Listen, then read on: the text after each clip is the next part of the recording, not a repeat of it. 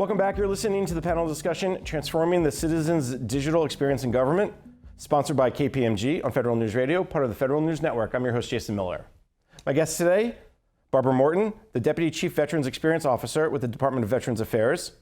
Lori Ruderman, the initiative lead of the Reimagined Buy Smarter initiative at the Department of Health and Human Services. Guy Kiyokawa, the Deputy Director of the Defense Health Agency. And Quimby Kaiser, a Federal Advisory Principal at KPMG. Laurie, just before break, you had wanted to jump in there, and we had to take a break. But one of the things that Barbara and Quimby were talking about is how to deal with the complexity of the customer experience. There's so many customers. Where do you start? How do you balance it? Jump in a little bit and explain, because as you talked about at the very beginning of the conversation, everybody's your customer, and I made the comment, well, then nobody's your customer. So how do you prioritize, if you will?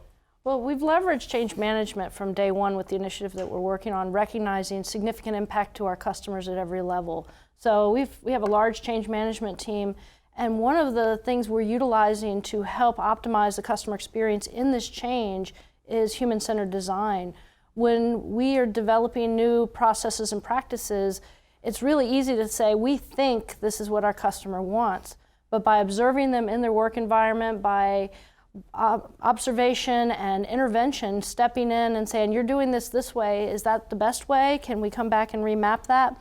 We can change to meet the customer's needs instead of expecting them to change to meet our needs. It's interesting, human-centered design has been brought up with the software development, agile and iterative, and now really I hear more about the customer experience piece. Barbara, you're shaking your head there. Yeah. What is it about this concept that is, I don't know, I'll call it new, but it's not really new? Well, it's not new. I would say it's relatively new to government. And one of the things that we do is we always want to look to industry and see what industry does and sort of translate what they do and bring it into government. And one of those best practices is human-centered design. Again, fancy way of just saying talk to your customer before you start spending money and diving into solutioning. Make sure you understand what their journey is with you. And understand what their needs are, so we can actually apply our resources to meet those needs rather than what we think in terms of our own org structure and how they might fit into our org structure. We want them to kind of know how we fit into their lives instead. Quimby, isn't this just logical? Shouldn't you talk to your customer? Like what do we know that Yes. the customer doesn't know? You would hope so. I mean, even 30 years ago, Lean Sigma, you start with your customer. I mean, it's actually the same things, just I think we're thinking more critically about it. We have different tools that we can apply, like journey mapping, human-centered design, to help us focus on what that customer's experience is and translate that into the organization. Yep. Even journey mapping, I think the government has embraced that and I think is starting to develop them. They get developed, you put them in a frame and you put them up on the wall and there they sit. So I think it's probably, and I think commercial entities are struggling with this too, because you want to be done. You want to just say, hey, it's all static now, we know who the customer is and now we need to meet those expectations. It's always evolving. So making it just like a strategy, actually making it real and operational, and expectations change, the environment changes.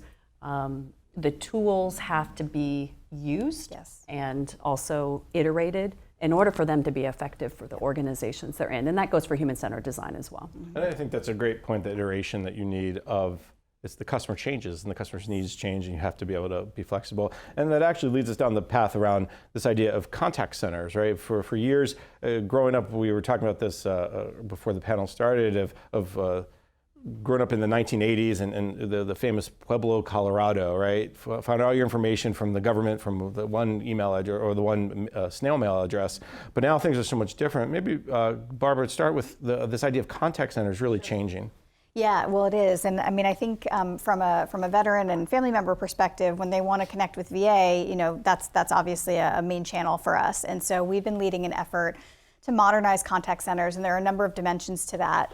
The first and foremost is to make sure that we are, responding to the needs of the caller. So having training and the right knowledge management across contact centers at an enterprise level is really important.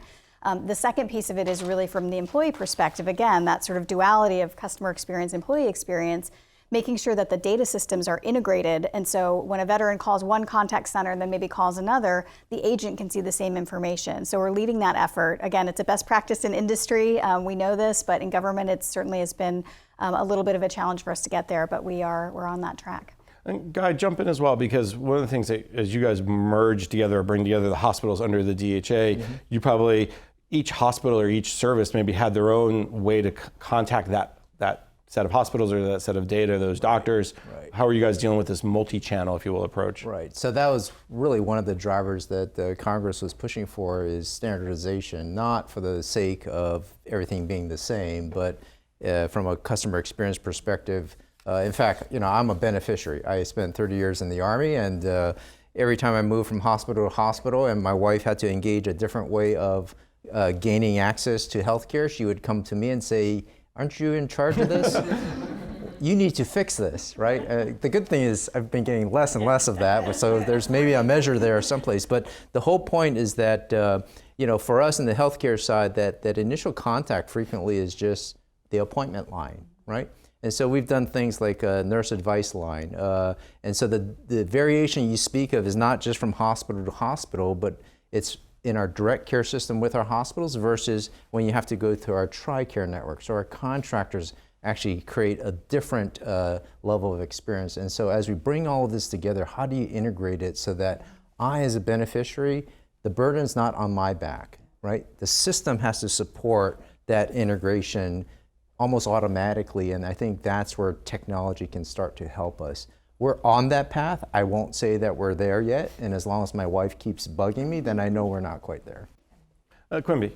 And I think what you see where government is the breaking down those silos of the different ways that individuals can contact an organization, contact centers, the web, telephone, text, and mobile. Yep. And what we're seeing is that organizations are now putting those groups together to actually say, hey, this is just different ways of contacting people. So sort of that front office consolidation. Commercial entities are now taking front office, middle office, and back office and doing that integration. At KPMG, we call that the connected enterprise, because eventually, to your point, Guy, the information that the organization has should be available to the person you're contacting. So I think the government is still maturing at a different pace, which isn't unusual. I think where it's going to go is what is happening in the commercial realm, which is almost total integration, across the enterprise. One of the things that this, however, is leading down the path to, and we're going to get to technology in a second, but maybe Barbara could jump in a little bit, is how do you balance out that awful automation, right? That you call up and you're just getting this automated person or the automated voice saying, press 1 for this and 2 for that and 3 for that. I mean, as a user, I can tell you, as a customer, I hate it. Well, I'm not a veteran, so maybe. I'm always the person that presses 0, right? I want to 0 out. And so we actually, what we did is my office runs a 24/7 live agent answer hotline. And when we started to stand up and build the capability, we wanted to learn from our customers what they needed, what they wanted. Obviously, having a real person to talk to was number one. Number two is they also shared with us that they would feel more comfortable speaking with somebody who understood their experiences in the military. So what we did is we hired veterans and family members of veterans to meet that need. So about 90% of our agents are either veterans or family members of veterans. And so that's a tangible way that we're folding the customer need and the customer preference right back in up front to the design of a capability that we're delivering. Lori, let me bring you into this because you come from maybe a different perspective. We have a lot of medical, really, and HHS does a ton of medical, but from your perspective, you're in really the acquisition world. You have different customers. You have internal customers who say, hey, I want to buy something, or hey, what's the latest on this commodity IT thingamabob? Give me a sense of how you guys are addressing the contact center piece. The contact center piece, I actually came from that in Health and Human Services. That was my first role in Health and Human Services. So it's ironic, but the contact center, you really have to look at the different generations and how they interact with contact center technology. Certain generations want a live person, but other generations want to go straight to a digital environment. They want to be able to chat and text. They don't want to talk to somebody. They want to chat and text. So looking at that multi-channeled experience really needs to be the new direction for the federal space. And I think you make a great point. The multi-channel texting and chatting is actually something that, as a user, I also appreciate, because sometimes it's easier to get that question versus the call. which leads us down the path of the technology discussion. And Guy, maybe jump off, because you said something very interesting. There's a balance that agencies and any organization really has to achieve of not chasing the technology, but okay, what's the business need, and making sure you understand how is DHA ensuring that you understand what your business need is for this new shiny object. Right. So historically, because we were operating as Army, Navy, Air Force, and DHA, we had 4 systems and actually a 5th, which is the TRICARE managed care support contract area. But everyone had a different, not different, but somewhat aligned, but different way of executing their strategies. And by doing that, then, like we all do, we all buy these devices. And quite frankly, I'm not sure as individuals we even know what the need is. Somehow industry has done a great job of showing us that we had a need that we didn't know we had. But for us, it's really more, since it's federal government dollars, is what is the requirement? And is that requirement that's standard across the enterprise? And then how do we go about acquiring a system or technology that then can support those actual requirements? It's what we do in the Department of Defense for acquiring weapons systems. And so I think past leaders have actually taken that and applied it to business system acquisition. And it's really a more methodical approach. And in fact, we have applied that to our electronic health record, MHS Genesis, which we started deploying in the Pacific Northwest. And it was interesting when the first acquisition guy came in and all of us medics were sitting there, we said, who is this guy? And he doesn't know anything about healthcare. And then we realized, you know what, we don't know anything about acquisition. And we don't know how to hold ourselves accountable to what our requirements are, so that when we get the solution, that it's actually meeting the requirements that we stated were necessary. Laura, you must be a little warm inside the fact that the acquisition, and talk through it. Well, one of the things we found recently is we're starting to use new technologies to analyze our acquisition needs across the department. And what we found is that the vendors have been better sellers than we have buyers.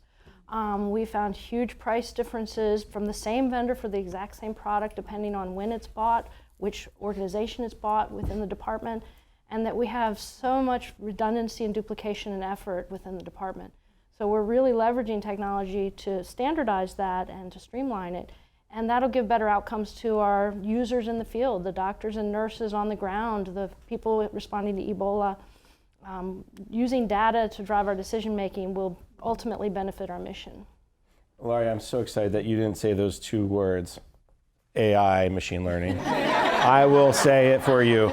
But you said we're using data to make better decisions. You just didn't say, well, the AI, the ML, and the cloud, and we got the synergies of the leveraging. So thank you for that. But let me turn to Barbara, because you guys also are putting a lot on the technology side, as from a business perspective. Absolutely, yeah. So, so one of the things that we heard from veterans, again, starting with the veteran, the customer, the journey maps, the human-centered design, is VA has dozens of websites, and it was very difficult for them to navigate. Navigation is a common challenge that veterans tell us that they have with the department.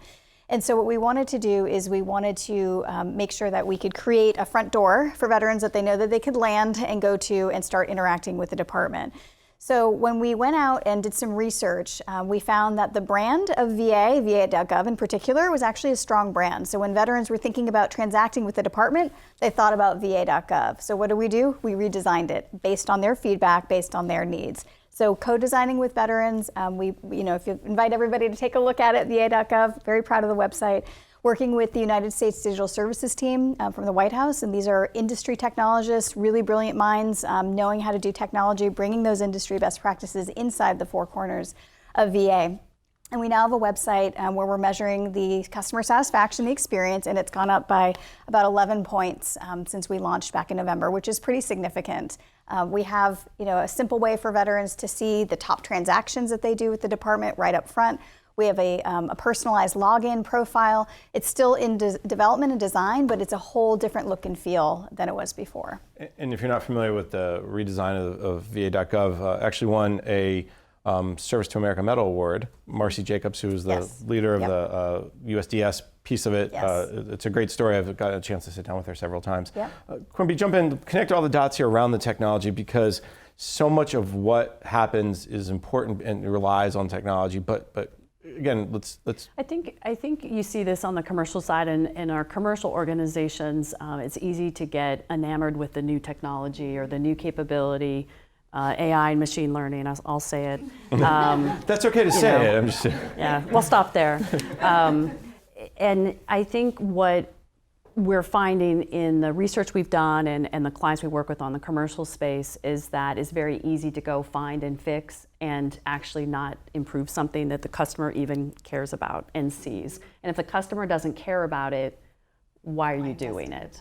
And so I think back to Guy's point about know what your requirement is, tie it to something that matters. Commercial organizations are now going back to fundamentals. They're getting pragmatic. Maybe this is where government can, meet where the commercial team is, which is you really need these foundational building blocks. You have to know who your customer is. You have to have the data. You have to be measuring the right data. Yes. You have to have governance around that data, and then you have to be able to understand what that data is telling you before you're going to be able to use all these whiz-bang tools. And it's really neat stuff that's going on out there, but I think the building blocks are what people are finding they really need in order to really catapult themselves to that next level. whether Guy or Barbara or Lori, just jump in just real quick. Do you feel like those building blocks have been happening in your agency over the last 3, 5, 7 years, or is it something more of a new phenomenon? Lori's shaking her head, so you get first. I think it's only been in the past 3 years that we've really been leveraging the data. There is so much data. It's in legacy systems. It's hard to get to. It's unstructured. And until recently, there really weren't tools to manage the volume of data that we have. So we are excited about the tools that are coming out on the market, making sure that we're not jumping on the latest shiny new toy rather than focusing on what do we need and what's available to get us there. But now there's more and more available that we can get to quickly and inexpensive. The new technologies are far less expensive and far quicker to deploy, and they're vendor agnostic. We can move from vendor to vendor very quickly as well. So our story is back to the data is because of the shiny objects, we had all of these applications that everybody focused on interfaces, right? And what you ended up with was a spaghetti. What we've done as part of the transition is we're collapsing Army, Navy, Air Force, DHA, IT infrastructure into a single infrastructure, which is amazing if you ask me whether we'd be able to do that 10 years ago. And what that's done though is that's moving us forward. We're sitting on a gold mine of data within the Department of Defense, and people are trying to get at that data. And I hate to admit it, but unless we spend a lot of time to find the sources and put it together, it's not easy. It should be easy, and I think what we've done to answer your question is build that foundation kind of as a one standardized system.